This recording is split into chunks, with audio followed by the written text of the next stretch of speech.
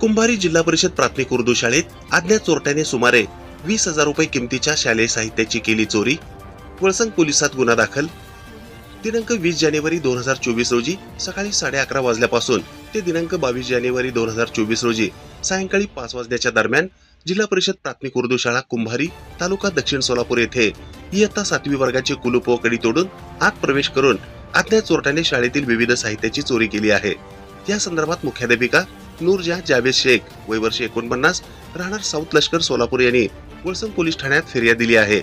यात 10,000 रुपये किमतीची एक आयवा कंपनीची 32 इंची smart LED ultra HD TV, 10,000 रुपये किमतीची एक चायना कंपनीची होम सिनेमा LED प्रोजेक्टर सोबत जुने शिक्षक हजेरी आणि विद्यार्थी हजेरी रजिस्टरची बॅग असे एकूण 20,000 रुपये किमतीचे शाळेचे साहित्य चोरून नेले आहे.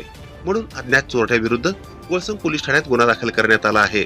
सदरची फिर्याद देण्यासाठी फिर्यादीकडूनच उशीर झाल्याचे तक्रारीत नमूद असून बुधवार दिनांक 24 जानेवारी रोजी दुपारी 2:30 वाजण्याच्या सुमारास गुन्हा दाखल करण्यात आला आहे.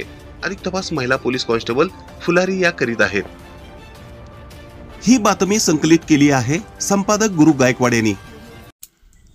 ताज्या घडामोडी पाहण्यासाठी आजच महाराष्ट्र सुखदेव न्यूज या YouTube चॅनलला लाईक आणि सबस्क्राईब करा.